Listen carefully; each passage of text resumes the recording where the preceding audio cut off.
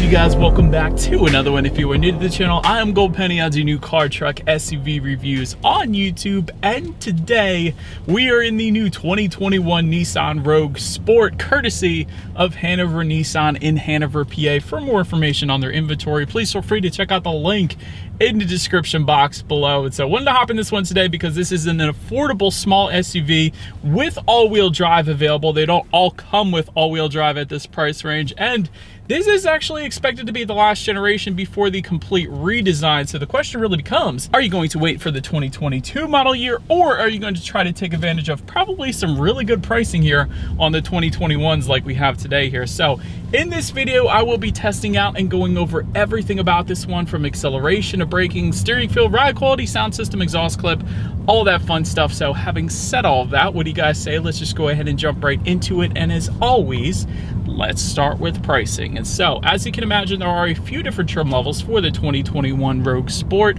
First one being the S, starting at $23,960, SV for $25,530, and lastly, the one we have today being the SL, starting at $28,590. And by the way, all of that pricing was for the front wheel drive configuration. If you wanted to add all-wheel drive, you can do that, but simply add $1,400 to any of those prices. But regardless of trim level that you go with, the power plant on the Rogue Sport will be the same. Powering this little beast is a 2-liter direct injected inline 4-cylinder, putting out 141 horsepower at 6,000 RPM, 147 pound-feet of torque, coming in at 4,400 RPM. Power sent to front wheels or all wheels through a CVT, giving you 0 to 60 time approximately 9.8 seconds. You guys know we will test that out in a little bit here, but MPG numbers coming in at 25 in the city, 32 on the highway for the front wheel drive, 24 in the city, 30 then on the highway for the all-wheel drive, taking regular unleaded fuel. But said that before we do any kind of fun acceleration test here in a Rogue Sport, I did want to mention there are 2 driving modes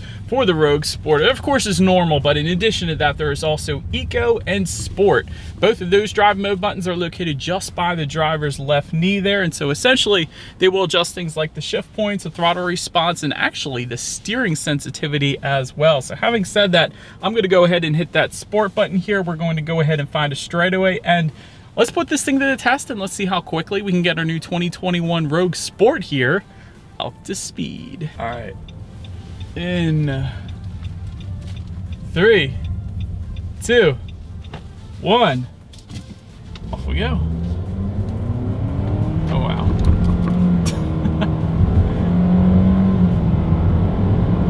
Alright, so it's not the quickest thing in the world, and honestly 0 to 60 in 9.8, if I'm being honest, is quite slow, but anyways, it will do the trick. If you were to merge onto the highway, that is what that Sport driving mode is for, so definitely go ahead and hit that button, and that is what we actually had it in there too, but still kind of slow, but nonetheless, it'll get the job done, I suppose. But to go along with that acceleration, as always, braking is equally important. And so up front, you will find 11.7-inch ventilated front discs. In the back, 11.5-inch solid rear discs. As far as that 60 to 0 stopping distance goes, actually comes in at 123 feet, which is plenty respectable. And as far as the braking feel goes, that is definitely perfectly fine as well. There's no dead spots in the braking or anything like that. Touching on suspension and handling, up front, you're going to get an independent strut type front suspension. In the back, independent multi-link rear suspension, front and rear stabilizer bars. And as far as ride quality goes, as we're hitting probably the bumpiest roads here in Pennsylvania, it's not bad. It's doing all right. Definitely no issues there. I've felt worse, I gotta be honest, as far as ride quality goes, so really it's not all that bad for me. As far as steering feel goes, let me put it in that Sport driving mode one more time. It's definitely on the loosey-goosey side without a doubt, so wouldn't have minded a bit of a heavier feel to the steering, if I'm being honest, just because it better helps point you in the direction that you want to go. It gives you a better driving feel overall, so we'll just say a lot of SUVs do give you this, which is definitely a looser steering feel in the Rogue Sport without a doubt. But touching on cabin noise, it is perfectly fine. It's pretty much average for the segment. You get a little bit of road noise, not a whole lot of wind noise though, I will say that, so that is definitely a good thing. And touching on visibility, that is excellent. I can see perfectly fine out the back out of my rear view mirror, so that is definitely very much so on point here in our Rogue Sport. But that about rounds out the performance segment of this review, guys. Let's now go ahead and take a look at the exterior of our brand new 2021 Nissan Rogue Sport. All right, so here she is, you guys, the new 2021 Nissan Rogue Sport, finished in Monarch Orange, which, by the way, is a $395 paint option if you were interested. But if you are into Monarch butterflies, this may just be the option for you. But anyways, let's go ahead and start up front on this one. Chrome V-Motion front grille does come standard across the board. To the sides, halogen headlights come standard on every single trim level, actually. However, we do have some different headlights, and I'll get to that in a second. But automatic feature does come standard as well. LED daytime running lights also coming standard across the board. Fog lights coming standard with the SV trim level, and that is going to be optional on the SL like we have today here. So that is what you guys are seeing towards the bottom there. And LED headlights, which is what we have today, is going to be optional on the SL. So we do have a package option that does include them, along with the power moonroof and a couple other things as well. So I did want to mention that you guys are looking at LED headlights right now, but that about rounds out the front. Let's go ahead and take a look at the side of the Rogue Sport here. So, but now since we are around to this side, aluminum roof rails do come standard on the SV and SL trim levels.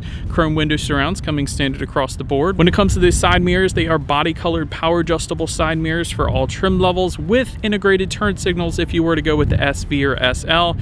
Those two trims are also going to give you then heated side mirrors as well. And then just below, I did want to mention matte black side skirts do come standard on the Rogue Sport. You also get approach lighting for every single trim level across the board, which I thought was pretty cool. Then take a look at the wheel setup. 17-inch aluminum alloys coming with the S and SV trims, and then that will jump up to 18-inch aluminum alloys for the SL. And that is currently what you guys are looking at right now, of course. But now let's go ahead and make our way to the back of the Rogue Sport. So now, since we are around back, you will find a rear spoiler with an integrated brake light up top. Just below that, rear window wiper.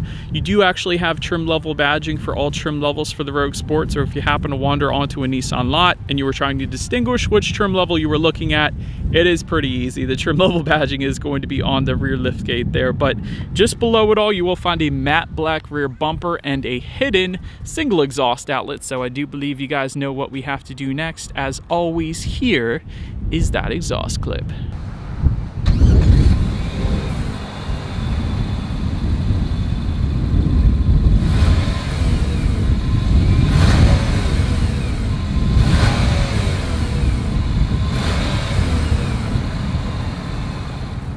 So, but now since we are around back of the Rogue Sport, when it comes to opening that rear tailgate, it is a manual lift gate across the board, so simply just lift up underneath the back there. But once opened up, cargo capacity comes in at 20 cubic feet for the SV and SL, and then 22.9 cubic feet for the S trim level. So you're actually going to get slightly more space there if you were to go with that S trim level, and that's going to continue even with the rear seats down, coming in at 53.3 cubic feet for the SV and SL, and then a substantial difference, 61.1 cubic feet then for the S. I don't know why, but you do get quite a bit more space with the S trim level as opposed to the SV and SL. But anyways, when you fold those rear seats down, it is a 60-40 split. In case anybody was curious, there were actually 6 cargo tie-down anchors in the cargo section as well. Cargo cover coming with the SV and SL trims. There is a divide and hide cargo system for the SV and SL, essentially meaning in-floor storage, which is pretty darn cool. There's also a little bit of storage to the left and the right in the back there as well, which is indented, which I thought was pretty cool. And of course, you got some cargo lighting and a couple grocery bag hooks then back there as well. But then making our way to the rear legroom, that comes in at 33.4 inches. Rear center armrest with cup holders does come standard across the board.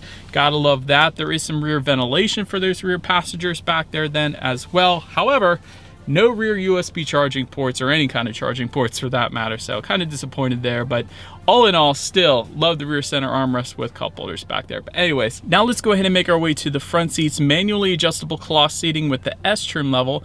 8-way power driver's seat with 2-way power lumbar for the SV and SL. Premium cloth seating for the SV trim level. Leather seating then for the SL. You'll actually get heated front seats for the SV and SL trims. Overall, seats are definitely very comfortable. I would have no issues whatsoever going for a long road trip here in the Rogue Sport. So pretty darn comfortable seating if you ask me. But then let's take a look at the steering wheel. It's a pretty cool layout here. Tilt and telescoping, of course. Leather wrapped for the SV and SL. Heated for the SV and SL, and you gotta love the flat bottom steering wheel. Definitely gives it more of a sportier look, since we do have the Rogue Sport after all. So a pretty darn cool look to the steering wheel in my personal opinion. But now let's go ahead and make our way to the startup. Let me first start by showing you guys the key here. All of your buttons are located on one side of the key. Lock, unlock, and that circular button, that is actually going to be a remote start, which you get on the SV and SL trim level. So therefore you're able to warm this thing up on super cold days here in Pennsylvania like we quite often get, but not today. It's actually 70s today, so digging it. But anyways, push button start is going to come on those two trim levels as well, SV and SL. So all I'm going to do is simply put my foot on the brake and press that engine start button located just to the right of the gauges there. And then so once started up, tachometer is all the way to your left, speedometer is on your right. There is a small digital display front and center. To control what is on that digital display, simply use the steering wheel mounted controls found on the left side of the steering wheel, and that is going to give you a ton of different information, ton of safety features. Outside temperature, you could choose to display a digital speedometer up there if you wanted to. Trip A, trip B, how many miles you have left until you hit empty. There's actually traffic sign recognition giving you the speed limit of any given road as well. All of that is very cool, but pretty much everything you could possibly want up on the gauges there. But now let's go ahead and make our way to overall interior quality. Power moonroof is going to be optional for the SL trim level only. We of course do have that option. This is a premium package, by the way. I don't think I said that yet. Premium package is the option that we have. It goes for around $2,300-ish. I think it's $2,280 to be exact, but gives you a ton of things, one of them being the power moonroof. Overhead sunglass holder comes standard on every single trim level across the board. Auto dimming rear view mirror with home light controls coming for the SL. I love that we have that today, specifically for the home light controls, because it's so much better than the rattling garage door opener. But having said that, there is a cable that they probably could have integrated into the rear view mirror itself, so it's not exposed and just hanging out there. But other than that, I do like that it is there nonetheless. Dual zone climate control coming standard on the SL trim level only. Love the piano black accents around the infotainment screen, continuing on just above the passenger side glove box, and then it actually continues on to the doors as well. And it is also surrounding the shifter here, so I do like that too. Speaking of, just in front of the shifter, you have a little bit of storage there. 12-volt power outlet, USB charging port, auxiliary port, and electromechanical parking brake. That is pretty cool. Just behind the shifter, dual cup holders. You have heated seat buttons. Little bit of storage there within the center armrest. Definitely a good bit more storage. It's actually a couple of attachment devices on the back side of that for pens or pencils.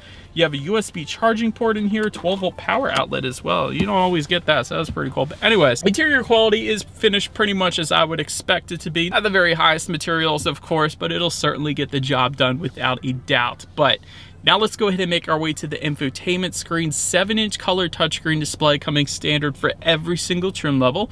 Bluetooth audio streaming coming standard. Android Auto, Apple CarPlay also standard for all trims. You gotta love that. Factory navigation system coming with the SL trim level only, although you really don't need it as long as you have a smartphone because of Android Auto, Apple CarPlay.